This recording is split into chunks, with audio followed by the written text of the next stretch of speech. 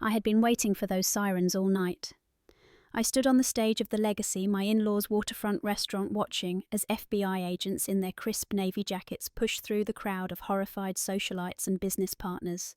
The massive LED screen behind me was still playing the video evidence I had just shown everyone, Brad's cruel laughter echoing through the sound system as he locked my 13-year-old son in the walk-in freezer.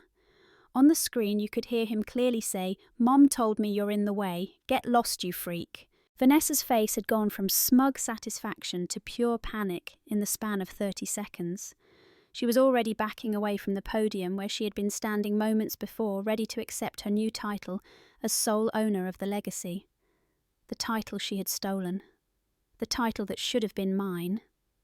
But I had other plans. If you're watching this, and you've ever felt invisible in your own family, if you've ever been pushed aside while someone else took credit for your sacrifices, hit that like button. Subscribe, because you need to hear how this ends. Drop a comment telling me if you would have done what I did. Because what I'm about to tell you, it's not just my story, it's a playbook for anyone who's ever been underestimated. Let me take you back to where it all started. 6 months before that glorious night of justice, back to the moment everything changed. It was supposed to be Leo's 13th birthday party. That's what I told myself as I helped him carefully carry the 3-tiered chocolate cake he had spent 3 days making from our apartment kitchen into the Legacy's private dining room. My son had watched dozens of YouTube tutorials, practiced the ganache 4 times until it was perfect, and decorated each tier with hand-piped buttercream flowers in his favourite colours. His hands had trembled with excitement as we drove over, and he kept checking the back seat every few seconds to make sure the cake box hadn't shifted. I should have known better. I should have known that nothing in the Davis family was ever really about Leo, or about me. The dining room overlooking Bellingham Bay was packed, but not with Leo's classmates or friends from his special needs programme. No, Vanessa had invited every business partner, every city council member, every potential investor she could think of. My mother-in-law sat at the head of the table in her Chanel suit, holding court like a queen, while my father-in-law schmozzed with the mayor.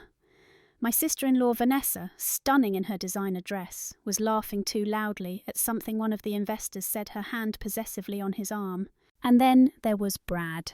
16 years old, spoiled, rotten, mean as hell, and his mother's favourite. He saw us coming with the cake and I watched his face change. That look. I knew that look. It was the same expression he always got right before he did something cruel. My stomach twisted into a knot. Leo was so focused on not dropping the cake that he didn't see Brad's foot slide out into the aisle. I opened my mouth to shout a warning, but it was too late. My son went down hard, face first, into his own masterpiece. The crash was spectacular. Buttercream and chocolate ganache exploded across the Italian marble floor. The sound of the platter hitting the ground made everyone stop talking. The room fell silent for exactly 3 seconds. Then Brad started laughing. Not just chuckling, full-on cackling, already pulling out his phone to record. Oh my God, the freak just face-planted into his own cake. I lunged forward to help Leo, but the laughter had already spread through the room like wildfire.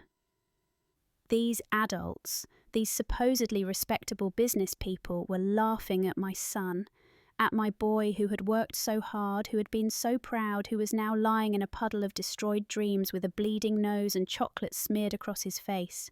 "Leo, baby, are you okay?"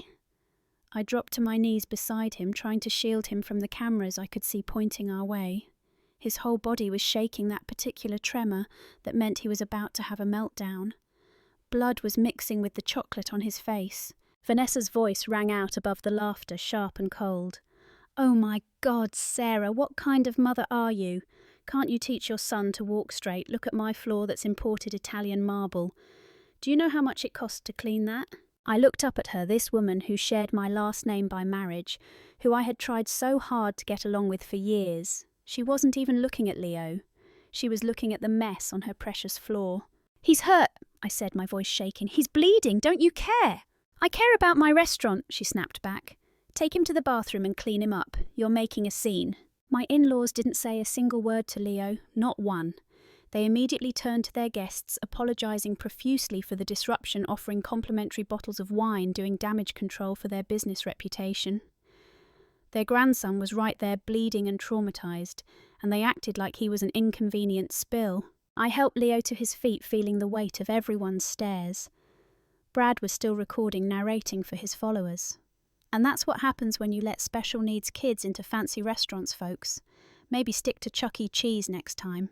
That night, after I got Leo cleaned up and calm enough to leave after the party continued without us like we had never been there at all, I couldn't sleep.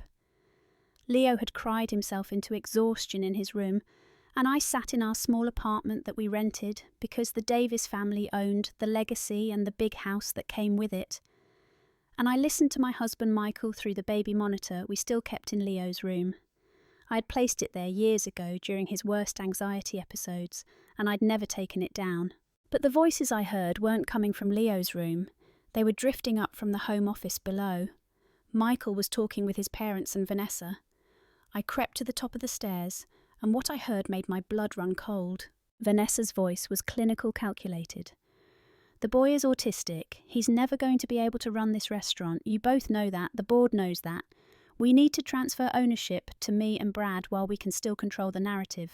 Say it's about business acumen, about the future of the brand.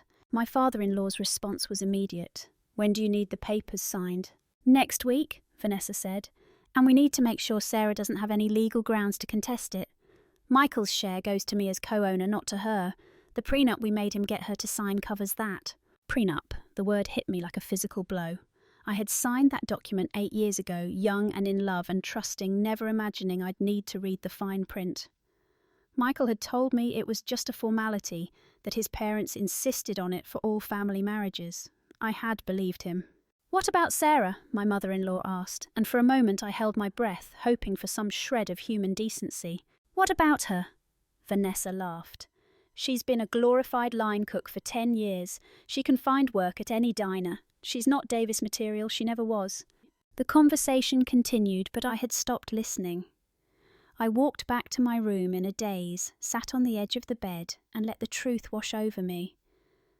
I wasn't just disliked. I wasn't just the outsider who had married into money.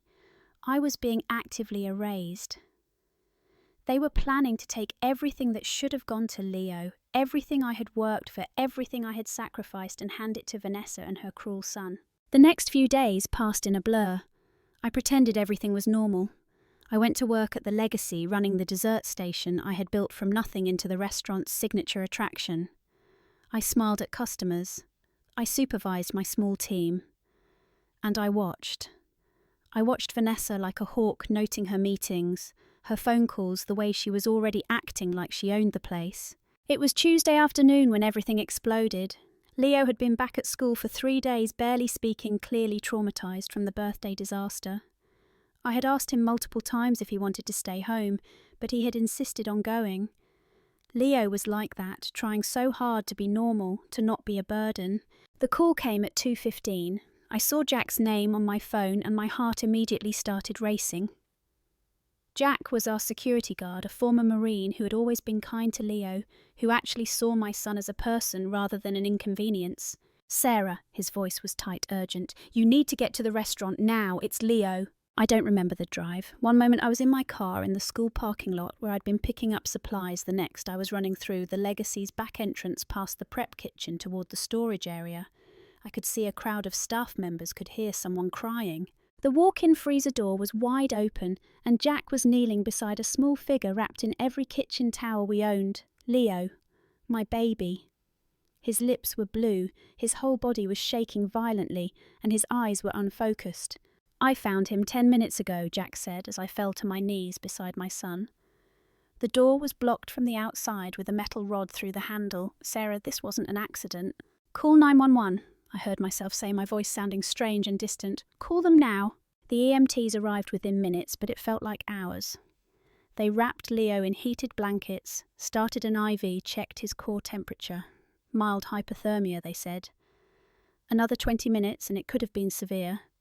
Another hour and we might be looking at permanent damage, or worse.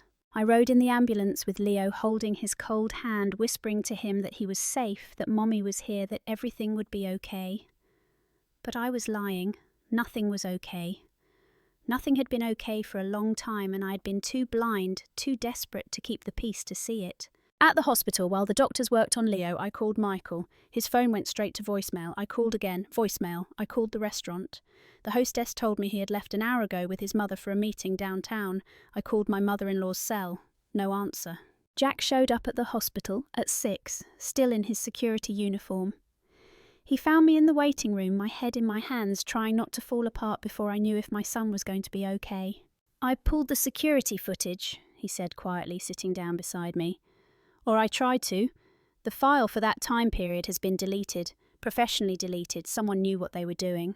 I looked at him, really looked at him for the first time since this had started. Jack had worked at the Legacy for 5 years. He had military police training. He wasn't stupid and he wasn't careless. "You think someone did this on purpose?" I said. It wasn't a question. "I know they did." He pulled out his phone, his voice dropping even lower. "Brad live-streamed it, Sarah, to a private group chat, some rich kids thing where they show off their pranks. One of the kids in the group, his little brother, is on my nephew's soccer team. The kid felt bad about it and showed his brother, who showed my nephew, who called me. He handed me the phone. I didn't want to watch. Every cell in my body was screaming at me not to press play, but I did. The video was shot from Brad's perspective. I could see him approaching the walk-in freezer, could see Leo inside organising boxes the way I had asked him to earlier that day. It was one of his calming activities, creating order out of chaos. "Hey, freak!" Brad's voice rang out cheerfully on the video. "Got something for you." Leo turned around, and even on the small phone screen I could see the fear in his eyes. He knew. He already knew something bad was about to happen. "Brad, please?" Leo said, his voice small. "I'm working. Your mum said I could help organise." "Yeah, well, my mum also says you're in the way, that you're a burden on this family, that you and your pathetic mum are holding back the business." Brad's voice was casual, conversational, like he was discussing the weather. "So here's the deal. You're going to stay in here for a while and think about whether you really want to keep being a problem. Maybe when you come out you'll decide it's better to just stay away." "No, Brad, please, I don't like the cold, please don't." Leo's voice rose in panic. The camera shook as Brad moved quickly. The heavy freezer door swung shut with a metallic clang. The last thing I heard before the video ended was Brad's laughter and his words crystal clear. "Mom told me to do whatever it takes to make him scared enough to never come back. Mission accomplished." I watched it 3 times, my hands shaking so hard Jack had to take the phone back. Each time Brad's words echoed in my head. Mum told me. Vanessa had ordered this. This wasn't teenage cruelty. This was attempted murder dressed up as a prank orchestrated by an adult who should have known better. "I'm going to kill her," I heard myself say. "I'm going to destroy her." Jack's hand landed on my shoulder. "No, you're going to do something smarter. You're going to take her down legally. Make it so clean and so public that she can never come back from it. But first you need evidence. Real evidence. More than just this video." He was right. A video from a teenager's phone might not be enough, especially with the Davis family's lawyers and connections. I needed more. I needed everything. The doctor came out an hour later and told me Leo would be okay. Mild hypothermia, severe psychological trauma, but physically he would recover. They wanted to keep him overnight for observation. I sat beside his hospital bed all night watching him sleep, and I planned. The next morning, Michael finally showed up. He walked in looking annoyed, like I had inconvenienced him by having our son nearly die. "The hospital called me," he said, not even looking at Leo.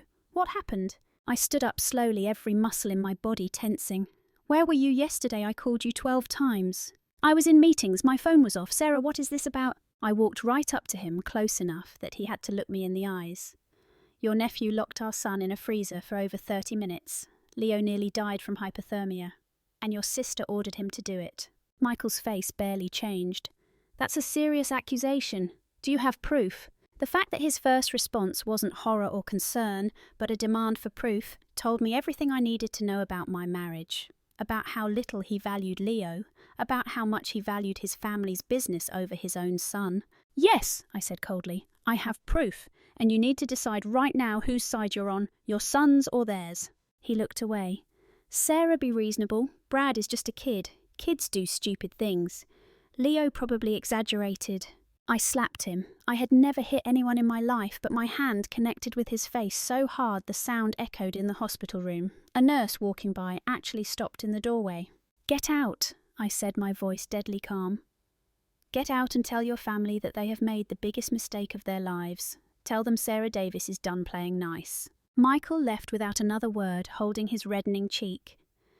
The nurse stepped into the room, and instead of lecturing me, she gave me a small, approving nod. Good for you, honey. I heard what happened. Some people need a wake-up call. After Michael left, I called Jack. I need your help, real help, the kind that might get you fired. I already quit, he said simply. Vanessa tried to make me sign a statement saying Leo locked himself in the freezer by accident. I told her where she could shove her statement. What do you need? I need to know everything.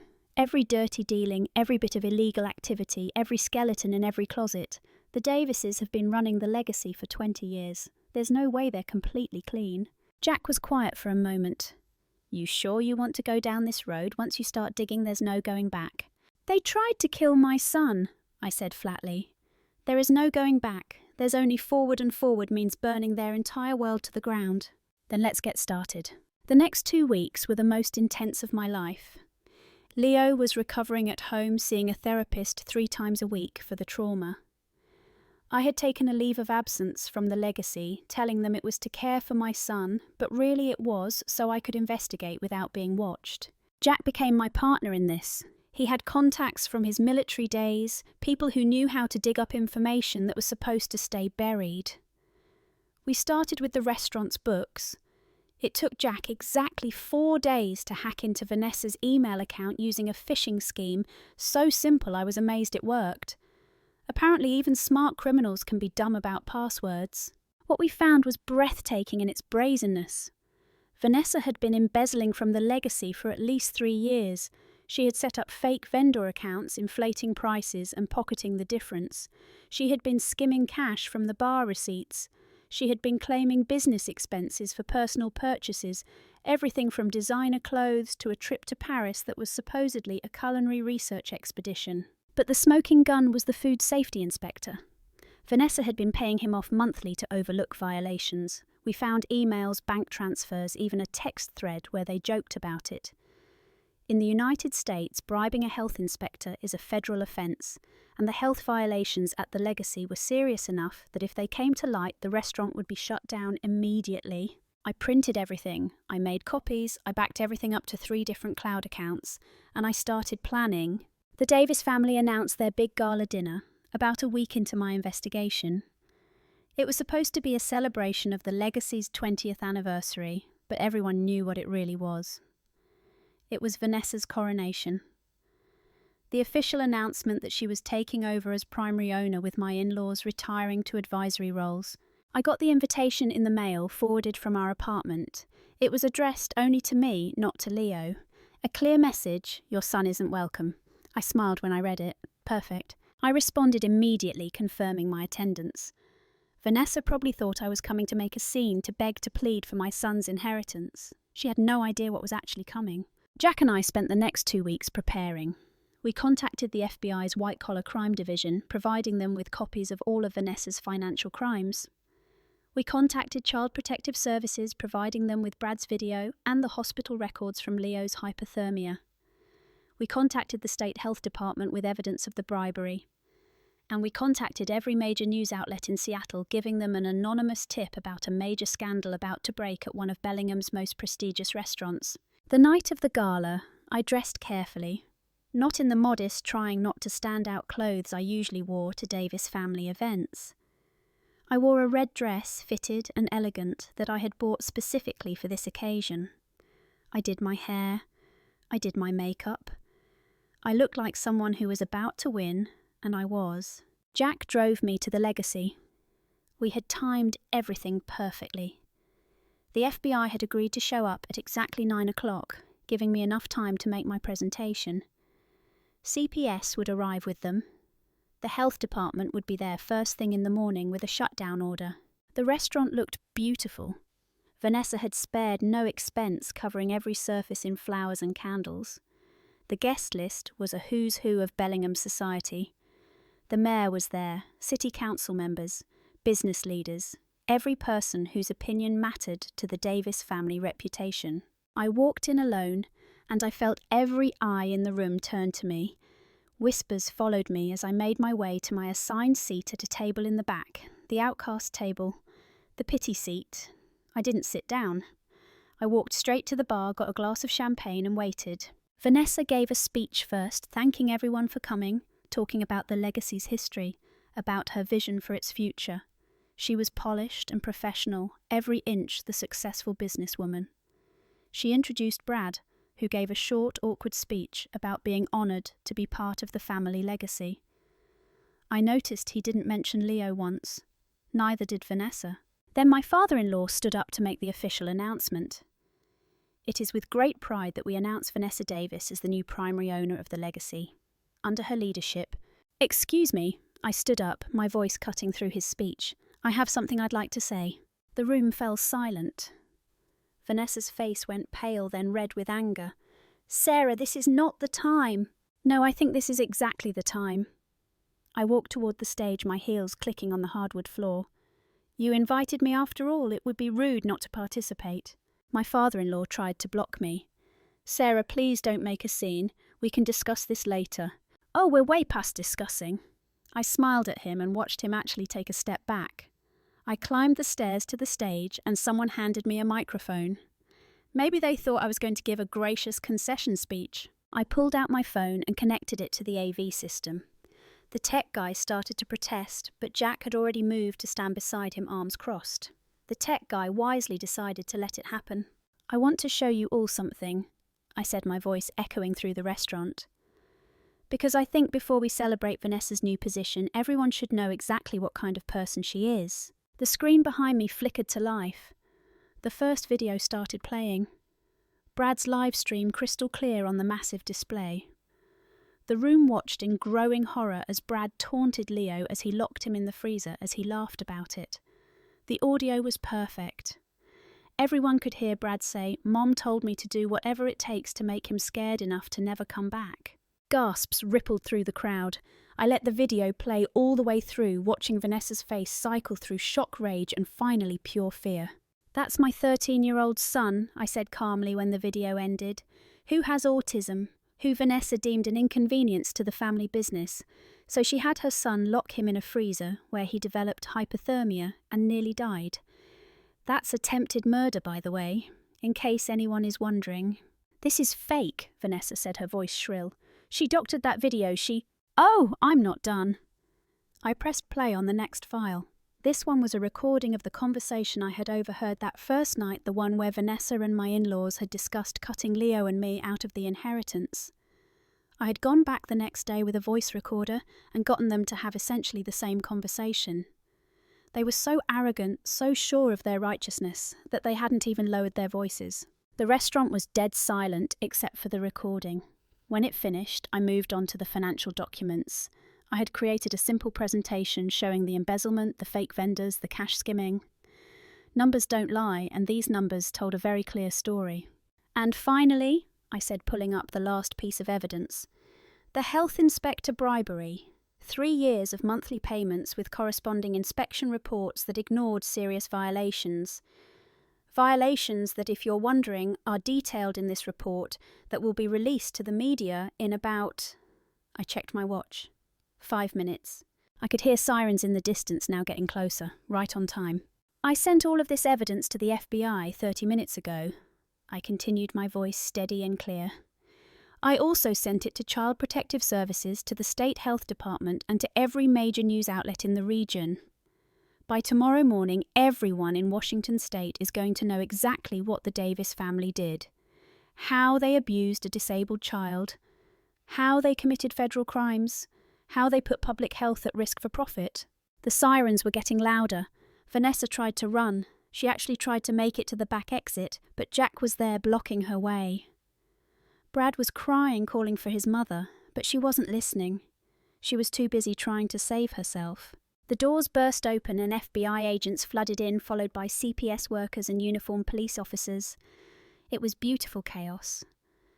Guests were scrambling to leave, not wanting to be associated with the scandal. The mayor looked like he wanted to disappear into the floor. Business partners were already pulling out their phones, probably calling their lawyers to distance themselves from the legacy. An FBI agent approached Vanessa Badge out. Vanessa Davis, you're under arrest for wire fraud, embezzlement, and bribery of a federal official. You have the right to remain silent. Another officer went for Brad. Brad Davis, you're being detained on suspicion of assault and false imprisonment of a minor. Given the severity of the injuries and your age, the DA will be considering whether to charge you as an adult. Brad started sobbing, reaching for his mother, but she was already being handcuffed and led away. My mother-in-law had collapsed into a chair, her face in her hands. My father-in-law was trying to talk to the agents, trying to make deals, but they weren't interested. Michael appeared beside me, his face ashen. Sarah, what have you done? I looked at my husband, this man I had once loved, who had chosen his family over our son again and again. I protected Leo, something you should have done. You've destroyed everything, he whispered. No, I corrected him. They destroyed everything the moment they decided Leo wasn't worth protecting. I just made sure everyone knew about it. I walked off the stage through the chaos, out into the cool evening air. Jack was waiting by his car, and we drove away as more police vehicles and news vans arrived. Behind us, I could see the flashing lights, could imagine the camera crews setting up, could picture the Davis family's perfect facade crumbling in real time. It felt like flying. The aftermath was swift and brutal, at least for the Davis family. Vanessa was denied bail, considered a flight risk given her financial resources and the severity of the charges. Brad was released to his father's custody pending trial, but with the video evidence, the DA was indeed pursuing adult charges for assault and false imprisonment. The case was making national news. Everyone loves a story about wealthy people getting their comeuppance. The legacy was shut down by the health department the next morning pending a full investigation and renovation to meet code. The business partners pulled out immediately. The property went up for sale to pay for the mounting legal fees and to cover the embezzled funds that Vanessa had to pay back. My in-laws lost everything. Their reputation, their business, their social standing. They tried to reach out to me 3 times, begging me to make a statement supporting them, to say it was all a misunderstanding. I blocked their numbers. Michael filed for divorce, claiming I had acted impulsively and destroyed the family. I didn't fight it. I hired the best lawyer I could afford, a woman named Patricia Chen, who specialised in cases involving special needs children. The prenup that I had signed in good faith, it turned out, had some interesting loopholes. Because I had worked at the legacy for 10 years without proper compensation, building up the dessert programme that had become one of their main draws, Patricia argued I was entitled to a significant portion of the business assets. The judge agreed.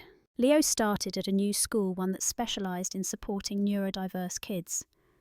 With therapy and time away from the Davis family, he began to heal. The nightmares didn't stop immediately, but they got less frequent. He started smiling again. Started baking again, this time just for fun, with no pressure to prove anything to anyone. And Jack. Jack stayed. Through all of it, he was there. Not as a saviour, but as a partner. We took things slow, both of us damaged in our own ways, but building something real and solid together. 1 year and 3 months after the gala, we opened Leo's Table.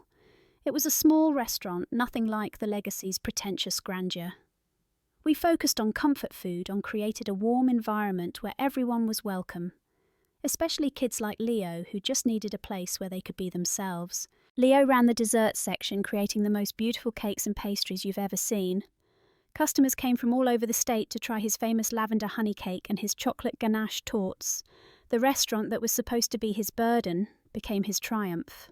The space was decorated with photos of happy families of birthday parties, where the birthday kid was actually the centre of attention of people from all walks of life, enjoying good food together. There was a quote painted on the wall behind the counter, something Leo had said during one of his therapy sessions.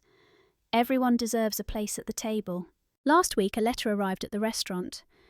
It was from Vanessa, forwarded from the Women's Correctional Facility, where she was serving her 5-year sentence for fraud and bribery.